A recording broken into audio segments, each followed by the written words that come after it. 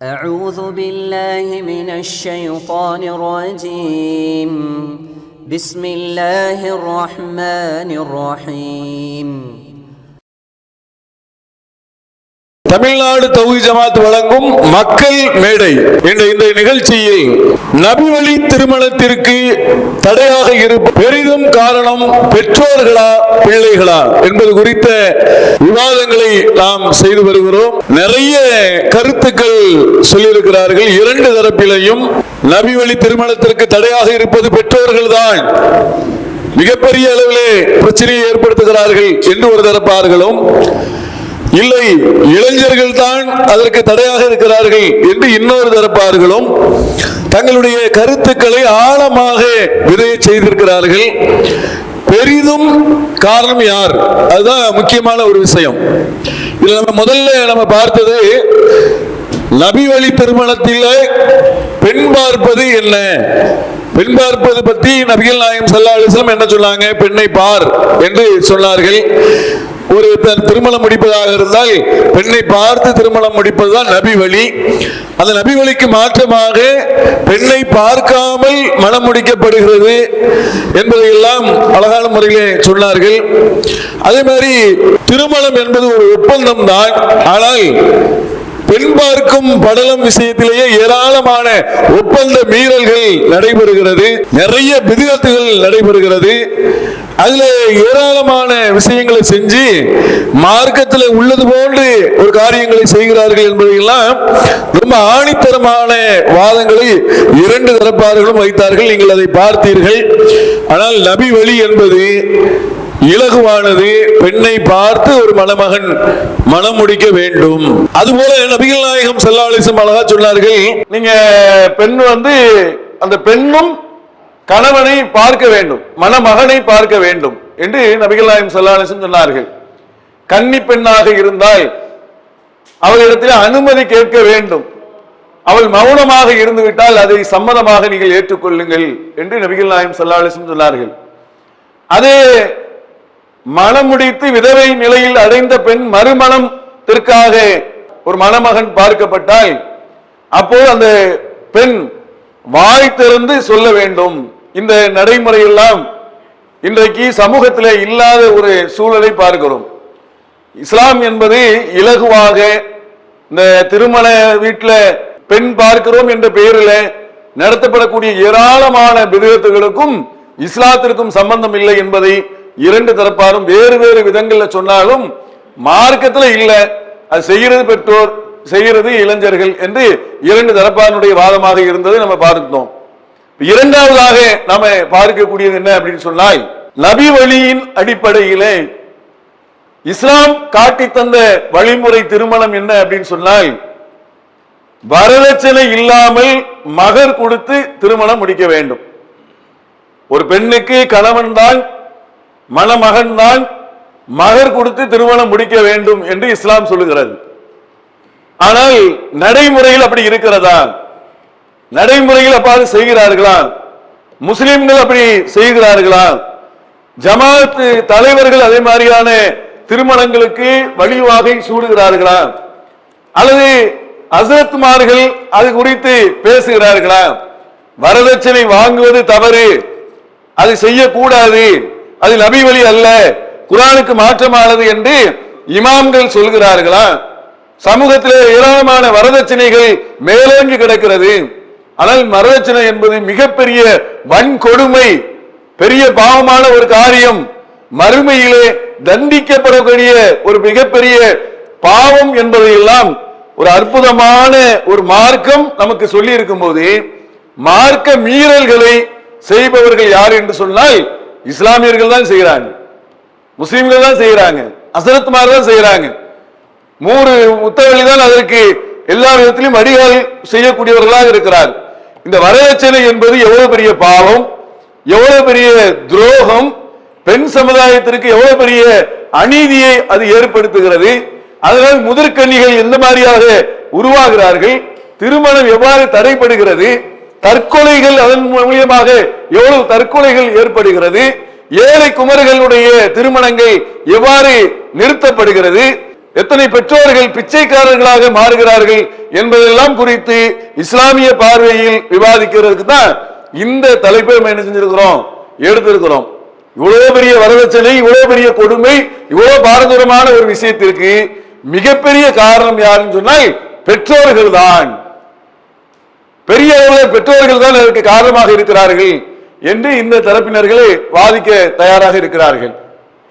இல்ல, பிள்ளைகள் தான் காரணம், பெற்றோர்கள் பெரிய காரணம் கிடையாது, பிள்ளைகள் தான் இதற்கு மிகப்பெரிய மூல ஆதாரமாக இருக்கிறார்கள், இளைஞர்கள் தான் காரணம் என்கின்ற அந்த அடிப்படையிலே இளைஞர்கள் தான் காரணம் என்று இந்த அடிப்படை இவர்கள் வாதிக்க தயாராக இருக்கிறார்கள்.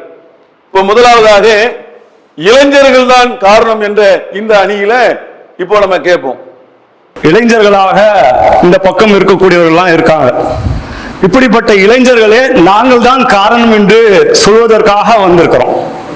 இரண்டாவதாக யாரும் இளைஞர்கள் பார்த்தா நீங்க உங்க பேரு புத்துநேரையா?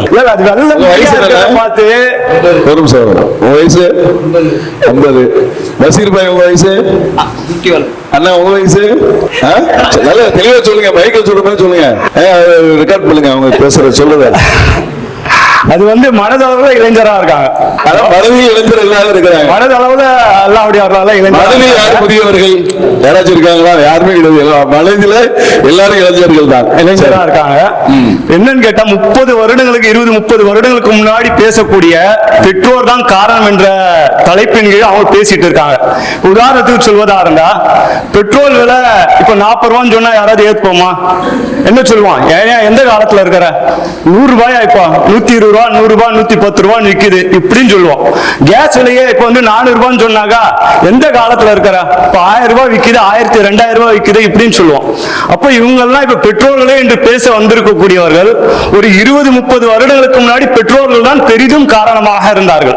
அப்போ அதை கொண்டு வந்துட்டு இன்னைக்கு பேசுறாங்க. பார்க்கக்கூடிய மக்கள் விளங்கிக் கொள்வாங்க, இந்த நபி வழி திருமணத்திற்கு மிகவும் தடையாக பெரிதும் தடையாக இருப்பவர்கள் இளைஞர்கள் தான் என்று. ஏன் என்று கேட்டால் இளைஞர்கள் எப்படி காரணமா இருக்காங்க கேட்டாங்க, இந்த வரதட்சணை என்ற இந்த கொடுமையால பாதிக்கப்படக்கூடியவர்கள் பெண்கள் தான் பெரிதும் பாதிக்கப்படுகிறார்கள். அதற்கு காரணமாக யார் இருக்காங்கன்னு கேட்டாங்க, இந்த இளைஞர்கள். எப்படி காரணமா இருக்காங்கன்னு கேட்டாங்க, பெற்றோர்களை பொறுத்த வரைக்கும் இன்னைக்கு எப்படி பாக்குறாங்க தெரியுமா? இன்னைக்கு மாறிட்டாங்க அல்லாஹ்வுடைய அருளால. இந்த இஸ்லாம் தௌஹீத் என்ற இந்த புரட்சியின் காரணமாக இந்த தௌஹீத் அந்த பெற்றோர்கிட்ட போய் சென்று அடைந்ததுனால 30 வருடங்களாக அவர்கள் தான் இன்னைக்கு பெற்றோர்களா இருக்காங்க. 20-30 வருடங்களுக்கு முன்னாடி தௌஹீதை சொல்ல ஆரம்பிச்சோம். அப்ப அந்த 30 வருடங்களுக்கு முன்னாடி தௌஹீத் அந்த விதைத்த விதை இன்னைக்கு இருக்கக்கூடிய அந்த பெற்றோருடைய மனநிலையை மாற்றம் ஏற்படுத்தி விட்டு யாரும் வரதட்சணை குடுன்னு கேட்கறதெல்லாம் கிடையாது, குடுன்னு கேட்கறதும் கிடையாது, கொடுத்தாலும் கொடுக்காதீங்க வேண்டாம் என்று சொல்லக்கூடிய அளவிற்கு பெற்றோர்கள் இருக்காங்க. ஆனா இளைஞர்கள் எப்படி இருக்காங்க தெரியுமா? அவங்க இந்த உலகத்தை பாக்குறாங்க.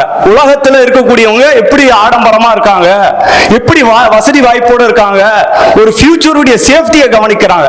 அதாவது என்னுடைய வருங்காலத்துக்கு இது தேவை. என்ன நினைக்கிறான்னு கேட்டாங்க, வருங்காலத்துக்கு தேவை இல்ல, இன்னைக்கு வேணாம்னு சொல்லிட்டாலும் வருங்காலத்திற்கு தேவை என்ற அடிப்படையில என்ன செய்யறான்னு கேட்டாங்க. காதர் ஷரீஃபை நல்ல இளைஞர்கள் வருங்காலத்தை யோசிச்சு அப்படி சொல்றாங்களா? இல்ல, வருங்காலத்தை இவங்க தான் யோசிக்கிறாங்க. அவங்களுக்கு பெற்றோருக்கு வருங்காலம் கிடையாது. அவங்க என்னன்னு கேட்டாங்க, நம்முடைய வாழ்க்கை முடிஞ்சு போச்சு, இனிமே பிள்ளையுடைய வாழ்க்கை தான் சொல்லி பிள்ளைக்காக தான் அவங்க கவனிக்கிறாங்க. ஆனா இந்த பிள்ளை என்ன செய்யறாங்க, இளைஞர்கள் அவங்க தங்களுடைய வாழ்க்கை இன்னும் இருக்கு என்ற அடிப்படையில அதற்காக ஒரு வருங்கால ஒரு சேஃப்டி டெபாசிட்டாக அந்த வரதட்சணை எதிர்பார்க்கிறாங்க. ஆனா இஸ்லாம் எப்படி இதை கண்டிக்கின்றது, இஸ்லாத்துல என்ன வழிமுறையா இருக்கு அப்படின்னு நம்ம பார்த்தோம் சொன்னாக்கா, அப்துல் ரஹ்மான் பின் அவுஃப் என்று சொல்லக்கூடிய ஒரு சஹாபி, ஒரு நபி தோழர், அவர் ஹிஜ்ரத் செய்து மதீனாவுக்கு வந்த ஒரு தோழர். அந்த அன்சாரி தோழர் இடத்துல போயிட்டு அல்லாஹ்வுடைய தூதர் இணைத்து வைக்கிறாங்க, நீங்க 2 பேரும் தோழரா இருங்க, நண்பரா இருங்க அப்படின்னு சொல்லிட்டு.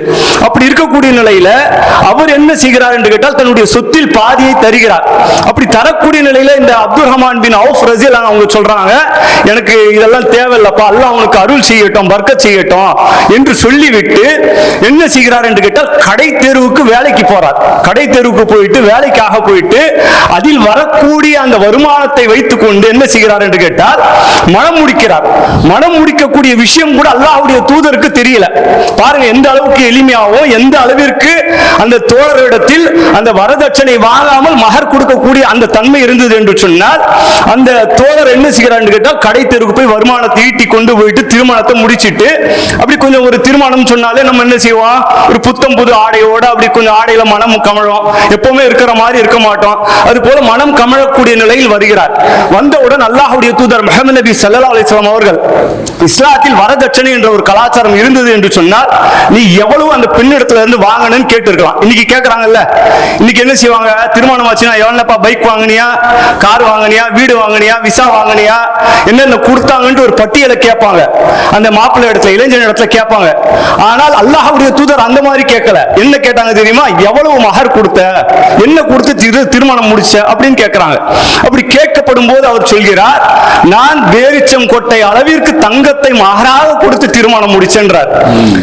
இன்னும் சொல்ல போனா அல்லாஹ்வுடைய தூதர் என்னையும் கூப்பிடாம திருமணம் முடிச்சேன்னு கேட்கல. ஆனா இன்னைக்கு இளைஞர்கள் என்ன செய்யறாங்க, நடிகர்களை கூப்பிடுறாங்க. தன்னுடைய நடிகன் தான் என்னுடைய தலைவன் என்று சொல்லி அந்த நடிகனை கூப்பிடுறாங்க. அல்லது தன்னுடைய அரசியல்வாதி தலைவராக இருக்கக்கூடிய ஒரு அரசியல்வாதி தலைவராக கூப்பிடுறாங்க. சமீபத்தில் 2-3 நாட்களுக்கு முன்னாடி கூட திருமணங்கள் நடந்தது. நெல்லை மாவட்டங்கள் எல்லாம் பிரபல அரசியல்வாதி எல்லாம் கூப்பிட்டு அந்த திருமணங்கள் நடத்தப்பட்டது, இஸ்லாமிய திருமணங்கள். அப்ப அதெல்லாம் பார்க்கக்கூடிய நிலையில் ஏழை மக்கள் என்ன செய்யறாங்கன்னு கேட்டாக்கா, இந்த இளைஞன் செய்யக்கூடிய இது போன்ற காரணங்களால் இந்த சாதாரண ஏழை மக்கள் இது போன்றுதான் திருமணம் என்று விளங்கிக் கொள்ளக்கூடிய வகையில் அவர்களுக்கு அந்த சிரமத்தை ஏற்படுத்தும். ஆனால் இங்க அல்லாஹ்வுடைய தூதர் என்னை ஏன்பா கூப்பிடலன்னு கேட்கல. என்ன செஞ்சாங்க தெரியுமா, கூப்பிடல அந்த அளவுக்கு. ஏன்னா மிக மிக பெரிய ஒரு விஐபி யாருன்னு சொன்னா முஸ்லிம்களுக்கு அல்லாஹ்வுடைய தூதர் தான், உயிருக்கு மேலானவர். அப்படிப்பட்ட இறை தூதரையே அழைக்காமல் மிக எளிமையாக அங்கு மகர் கொடுக்கப்பட்டு அதற்காக வருமானத்தை கடை தெருக்கு சென்று ஈட்டி அதை கொடுத்து திருமணம் செய்து கொண்டு வந்து அல்லாஹ்வுடைய தூதரை கூட அழைக்காமல் அந்த திருமணத்தை ரொம்ப எளிமையாக முடிக்கிறார். ரொம்ப அற்புதமான ஒரு செய்தியை சொல்லியிருக்கிறாங்க. இன்றைக்கு பெரிதும் காரணமாக இருக்கக்கூடியவர்கள் யார் என்று சொன்னால் இன்றைய இளைஞர்கள் மாத்திரம்தான். பார்க்கக்கூடிய மக்கள் புரிந்து கொள்வார்கள், ஆம் சரியான கருத்து தான் இது என்று அந்த பெற்றோர்கள் புரிந்து கொள்வார்கள். எதிர்த்தரப்பினர் வீட்டிற்கு சென்றார்கள் என்று சொன்னால், ஏன்பா நம்ம புள்ள நம்ம பேச்ச கேட்க மாட்டான்னு உனக்கு தெரியாதா, நீ போயிட்டு இப்படி கருத்தை பதிவு பண்ணிட்டு வரிய, நாம தான் காரணம்ட்டு பால் வாங்கிட்டு வான்னு சொன்னாக்கா நம்ம புள்ள போய் பால் வாங்கிட்டு வர மாட்டான், அது கூட உனக்கு தெரியலையே அப்படின்னு சொல்லி அவங்களை கேள்வி கேட்க போறாங்க. பதில் சொல்ல முடியாம நான் ஆமா இளைஞர் தான் நினைச்சிட்டு போனேன், திக்கி திளறி விதி பிள்ளைங்க நிக்க போறாங்க. நல்ல அருமையான கருத்தை வச்சிருக்கிறாங்க. நல்ல தலைப்புக்குள்ள நின்று அவருக்கு கொடுக்கப்பட்ட அந்த விஷயத்துல ரொம்ப அற்புதமான ஒரு செய்தியை இந்த மாதிரி தான் சொல்லணும். ஏதாவது ஒரு செய்தியை வச்சு அதுக்குள்ள வலுவா வச்சு சொன்னீங்கன்னா ரொம்ப பயனுள்ளதா இருக்கும். அப்போ நபிகள் நாயகம் ஸல்லல்லாஹு அலைஹி வஸல்லம் அவர்களிடத்துல அப்துர் ரஹ்மான் பின் அவுஃப் ரலியல்லாஹு அவர்கள் அழகான ஒரு செய்தியை சொல்லியிருக்கிறாங்க. எளிமையான திருமணத்துக்கு வழிகாட்டி இருக்கிறாங்க. அதே மாதிரி அவர்களும் இளைஞர்களாக இருந்த நேரத்துல எனக்கு வியாபார ஏரியாவை காட்டுங்க, வியாபாரத்துக்கு போய் அதுல உள்ள லாபத்தை நான் ஈட்டுக் கொள்கிறேன்னு சொல்லி ஒரு இளைஞர் எப்படி வாழணுமோ அதற்கு முன்மாதிரியாக அப்துர் ரஹ்மான் பின் அவுஃப் ரலியல்லாஹு அவர்கள் இருந்தார்கள். அது மாதிரி ஏன் இளைஞர்கள்லாம் இல்லாம இருக்கிறீங்க, ஏன் பெண் வீட்டுல போய் காசுன்னு போய் நின்றுகிட்டு இருக்கீங்க, அப்ப இளைஞர்கள் தான் காரணம் அப்படிங்கிறத ரொம்ப தெளிவாக அற்புதமா சொல்லியிருக்கிறாங்க. அடுத்து அஸ்ஸலாமு அலைக்கும். அதாவது நபி வழி திருமணத்திற்கு தடையாக இருப்பது பெற்றோர்களா இளைஞர்களா அப்படின்றத வாதம் பெரிய ஒரு வாதமாக போயிட்டுருக்கு. அப்போ இந்த விஷயத்தில் பெற்றோர்கள் விஷயத்தில் பிள்ளைகளை வளர்க்கணும், அறிவு கொடுக்கணும் அப்படின்றது எல்லாமே சரிதான். அதுக்கு எல்லாமே பெற்றோர்கள் தான் பழி ஆவாங்களா அப்படின்னு சொல்லும்போது இது ஏற்றுக்கொள்ள முடியாதது. அப்போ அந்த மாதிரி ஒரு தருணத்தில் ஒரு ஆண்மகன் எப்படி இருக்கணும், தனக்கு தேவையான ஒரு விஷயத்தை அவர் தேர்ந்தெடுக்கிறான் அப்படின்னு சொல்லும்போது நாம் இன்னைக்கு நிறைய விஷயம் பார்த்தோம் கேட்டோம். அதாவது டிவிஎஸ் 50 விரும்ப மாட்டான், 3 லட்ச ரூபா 4 லட்ச ரூபா பைக் வாங்குவான், ஐபோன் தான் வாங்குவான். அப்ப இதெல்லாம் சிந்தனை கொண்ட ஒருத்தன் தனக்கு ஒரு இளமை பருவம் விட்டதுன்னு திருமணம் அவனுக்கு தேவைப்படும். அப்ப அவனுக்குத்தான் சொல்லப்படக்கூடிய விஷயம் திருமணம் என்பது அவனுக்குரியது, அவனுடைய வாழ்க்கை தொடங்கக்கூடிய ஒரு விஷயம், அது அவனுக்கு தான் தேவை அப்படி என்றத அவன் விளங்குறான். அது அவனுக்கு விளங்கித்தான் திருமணத்தை நாடி போறான். இன்னைக்கு சமூகத்துல பெரும்பான்மையான இளைஞர்கள் எப்படி இருக்காங்க தெரியுமா, விழுப்புணர்வுலாம் இருக்கிறாங்க. பேஸ்புக்ல எடுத்துக்கங்களேன், ஏதாவது ஒரு அநியாயத்தை பார்த்தா உடனே பொங்கி எழுதுறான், உடனே கமெண்ட் போடுறான், எல்லாமே பண்றான். ஆனால் திருமணம் என்ற ஒரு விஷயம் வந்துவிட்டால் அந்த பெண்ணுக்கு தரக்கூடிய உண்மையான கண்ணியத்தை, அந்த பெண்ணுக்கு தரக்கூடிய உண்மையான உரிமையை தர மறுக்கிறான். அப்ப எவ்வளவு பெரிய ஒரு பெண்ணை திருமணம் செய்யணும் அப்படின்றத மகர் தொகையை 8 வருடம் வேலை செய்திருக்கிறார் மூசா நபி. சிந்தித்து பார்க்கணும், அந்த பெண்ணுக்கு எவ்வளவு கண்ணியம் வைக்குது. இந்த ஆண் திருமணத்தினால என்ன இழக்கிறான், இந்த இளைஞன் என்ன இழக்கிறான்? ஒன்னும் இழக்க போறது கிடையாது. இழக்கிறது யாரு? ஒரு பெண்ணு தான். தன்னுடைய அழகை இழக்கின்றாள், தன்னுடைய உடல் பலவீனம் ஆக்கப்படுகின்றாள். இது மாதிரி பலவிதமான விஷயங்கள் சொல்லிட்டே போலாம், நிறைய இருக்கு. அப்ப இந்த இளைஞன் வந்து சிந்திக்கிறானா? வெறுமனமே Facebookல பொங்கி எழக்கூடிய ஒரு இளைஞன் பெண்ணியத்தை பற்றி யோசிக்கின்றானா, சிந்திக்கின்றானா? சமீபத்தில் ஒரு நடந்த மிகப்பெரிய ஒரு விஷயம் கேரளாவில், நமக்கெல்லாம் தெரியாதா? காதலிச்ச பொண்ணு. காதல் என்றது இஸ்லாத்தில் கிடையாதுங்க. மனைவியை தான் காதலிக்கணும், அந்நிய பெண்ணை காதலிக்க கூடாது. ஒரு முஸ்லீம் ஒரு பெண்ணை காதலிக்கிறான், திருமணத்துக்காக 2 குடும்பமும் ஒத்து போகின்றது. அங்கே வந்து வரதட்சணை பேசப்படுகின்றது. எப்படிப்பட்ட குடும்பம் தெரியுமா? எவ்வளவு தெரியுமா வரதட்சணை? வாயெல்லாம் பொழந்துப்பீங்க.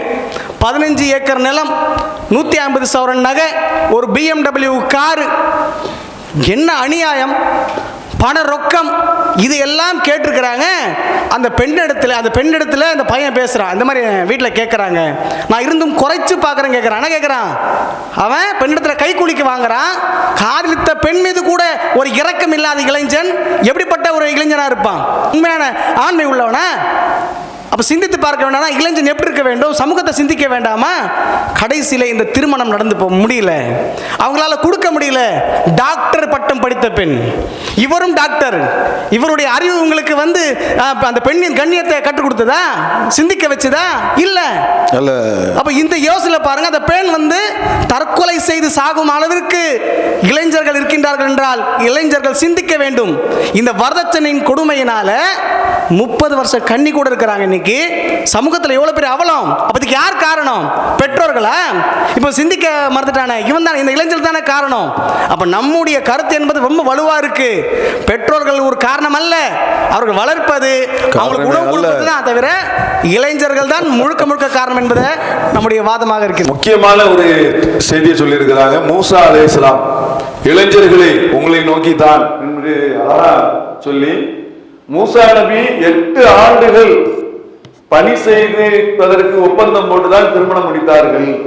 10 ஆண்டுகளாக நிறைவு செய்தாலும் அது உங்களுடைய விருப்பத்தை பொறுத்தது என்று மூசா அலைஹிஸ்ஸலாம் அவருடைய மாமனார் ஒரு ஒப்பந்தம் போட்டதை திருக்குர்ஆன் பேசுகிறது. இஸ்லாமிய இளைஞர்களே, வரதட்சணை வாங்கும் இளைஞர்களே, நீங்கள் முஸ்லிம்கள் தானா என்பதையெல்லாம் அற்புதமாக ஒரு கேள்வியாக கேட்டு எவ்வளவு பெரிய காரணத்திற்கு இளைஞர்கள் ஒரு காரணமாக இருக்கிறார்கள் என்ற ஒரு விஷயத்தை சொல்லியிருக்கிறாங்க. அதே மாதிரி அவர்கள் சொல்லும் போது காதலிச்சவங்க கூட நினைச்சுறான் வரதட்சணை பாடல போய் விழுகிறான், என்ன காதலிச்சான் என்கிற நிலைக்கு இருக்கிறது. அப்ப காதல் என்பதும் காதல் கிடையாது. இஸ்லாத்துல வந்து திருமணம் என்பதுதான் இருக்கு. திருமணத்துக்கு பின்னால் மனைவியை காதலிப்பது என்பதுதான் உண்டு. ஆனால் இவன் காதல்ங்கிற பேர்ல காமம் தான் இங்க நடந்து கொண்டிருக்கிறது. அதோட சேர்ந்து பொருளாதாரத்தையும் ஆசைப்படுகிறான்ங்கிற அந்த தகவலையும் அவங்க சொல்லியிருக்கிறாங்க. வரதட்சணை வாங்கக்கூடிய விஷயத்தில் இளைஞர்கள் வந்து பெற்றோர்கள் மீது பழியை போட்டுவிட்டு அவர்கள் அதை வாங்கக்கூடிய காட்சியை பார்க்கிறோம். இதில் முழுக்க இளைஞர்களுக்கு உடன்பாடோடு தான் அதை செய்கிறார்கள். அப்ப நபிகள் நாயகம் ஸல்லல்லாஹு அலைஹி வஸல்லம் அவருடைய காலத்துல அவர்கள் இளைஞர்களை எவ்வாறு வார்த்தெடுத்தார்கள், அந்த சம்பவத்தை படிச்சு பார்க்கும்போது உள்ளம் வந்து மிகவும் நெகிழ்ச்சி அடையக்கூடிய ஒரு சம்பவமாக இருக்கிறது. இப்ப சாத் பின் அபி வக்காஸ் ரலியல்லாஹு அன்ஹு என்ற ஒரு சஹாபி இருந்தார். அவர் இஸ்லாத்தை ஏற்றுக்கொண்டது அவருடைய பெற்றோருக்கு பிடிக்கல. அவங்க கடுமையா எதிர்க்கிறார்கள். நீ வந்து நம்ம பழைய மார்க்கத்துல தான் இருக்கணும், முகமது சொல்றதெல்லாம் கேட்க கூடாது, அவர் அல்லாஹ் வணங்கன்னு சொல்றாரு, அவரை பின்பற்றுன்னு சொல்றாரு, நீ வந்து நம்ம மார்க்கத்துல நம்முடைய மூதாதையர்கள் முன்னோர்கள் நம்முடைய குடும்ப பாரம்பரியம் ஊர் வழக்கம் எதுவாக இருக்கிறதோ அதில் தான் இருக்கணும் அப்படின்னு சொல்லி அவங்க அம்மா வந்து என்ன செய்றாங்க, ரொம்ப அவரை ஃபோர்ஸ் பண்றாங்க. ஃபோர்ஸ் பண்ணக்கூடிய நேரத்தில் என்ன செய்றாரு, நான் அல்லாஹ்வை மட்டும் வணங்குவேன், தூதர் சொல்லக்கூடிய அந்த சொல்லை மட்டும்தான் கேட்டு என்னுடைய வாழ்க்கை நெறியாக நான் ஆக்கிக் கொள்வேன் என்பது ரொம்ப உறுதியா இருக்கிறார். அப்ப அந்த அம்மா என்ன சொல்றாங்க, அவர் பெற்றோர்கள் சொல்றாங்கல்ல, பெற்றோர் சொன்னாங்க நான் வரதட்சணை வாங்கிட்டேன், பெற்றோர் சொன்னாங்க அதனால ஆடம்பர திருமணத்துக்கு ஒத்துக்கொண்டேன் என்று இவர்கள் பெற்றோர்கள் மீது பழியை போடுகிறார்களே. அப்ப ரசூலுல்லாஹ் எப்படி அந்த இளைஞர்களை வார்த்தெடுத்தார்கள், எப்படி ஒரு முன்மாதிரியாக இருந்தார்கள் என்பதற்கு இந்த சம்பவம் மிகப்பெரிய ஒரு எடுத்துக்காட்டு. அப்ப இவங்க சொல்றத அவங்க கேட்கலங்கும் போது அவர் சொல்றாங்க, நீங்க என்னுடைய பழைய மார்க்கத்துக்கு வரலன்னா உனக்கு எதிராக நான் என்ன செய்வேன், உண்ணானமும் மேற்கொள்வேன், உண்ண மாட்டேன் பருக மாட்டேன் என்று மிகப்பெரிய ஒரு போராட்டத்தை தன்னுடைய பெற்ற மகனுக்கு எதிராக என்ன செய்றாங்க, அவங்க முன்னெடுக்கிறாங்க. இது குடும்பத்தில் மிகப்பெரிய பிரச்சனை வருகிறது. அவருடைய தம்பி, அதாவது சாத் பின் அபி வக்காஸுடைய தம்பி உமாரா என்பவரே அவருக்கு எதிராக வந்துடுறாரு. ஒரு தாய் இந்த மாதிரி உண்ணாம பருகாம இருக்கிறாங்க, நீ என்ன அவருடைய கொள்கையில உறுதியாக இருக்கிற, நீ என்ன அவ்வளவு முகமது சொல்றதுல ரொம்ப தீவிரமா நீ ஃபாலோ பண்ற அப்படின்னு சொல்லி கேட்கிறார். ஒரு கட்டத்தில் அந்த அம்மா மயங்கி கீழே விழுந்துடுறாங்க. அப்போ ஒரு குழப்பமான சூழ்நிலை அந்த இடத்துல வரும்போதுதான் அல்லாஹ் ஒரு வகையை இறக்கி வைக்கிறான். என்ன செய்யறது? இப்ப இந்த மார்க்கத்தில் இருக்கிறதா இல்ல நம்ம அம்மா சொல்லக்கூடிய மார்க்கத்தை பின்பற்றுவதா என்று சொல்லும் போதுதான் அல்லாஹ் இறங்குறான். வஸ்ஸைல் இன்சானு பிவாலிதி ஹமலத் உம்முஹு வகடன் அலா வகனின் ஃபிசாலுஹு ஃபி ஆமைன் அனிஷ்குருலி ஒலி வாலிதைக்க இலையில் மசீர் அண்ணன் சொன்னாங்க, யாசிர் அண்ணன். இதுக்கு அப்புறம் தான் அல்லாஹ் மிகப்பெரிய ஒரு செக் பாயிண்ட் என்ன வைக்கிறான். நான் இன் ஜாஹதாக்க அலா அன் துஸ்ரிக்க பிஹி மா லைஸ லக பிஹி இல்முன், உனக்கு அறிவில்லாத ஒன்றை உன்னுடைய பெற்றோர்கள் இணை கற்பிக்கும்படி உன்னை வலியுறுத்தினால், நிர்பந்தப்படுத்தினால் கட்டுப்படக்கூடாது. கட்டுப்படுதல் என்பது என்னுடைய சொல்லுக்கு தான், என்னுடைய தூதருடைய வழிமுறைக்கு தானே தவிர உடைய பெற்றோர்கள் கிடையாது.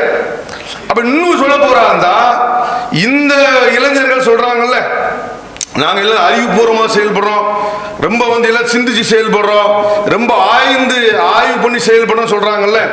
அப்ப இவர்கள் இந்த திருமண விஷயத்துல ஆய்வு சரியா பண்றாங்களா? சரி, ஆய்வு பண்ணாம முன்னோர்கள் சொன்னதை பெற்றோர்கள் சொன்னதை மட்டும் நான் பின்பற்றேன்னு சொன்னா அதற்கு அல்லாஹ் குர்ஆன்ல அவர்களை பற்றி என்ன சொல்றான்? அவர்கள் கால்நடைகள்ங்கிறான்.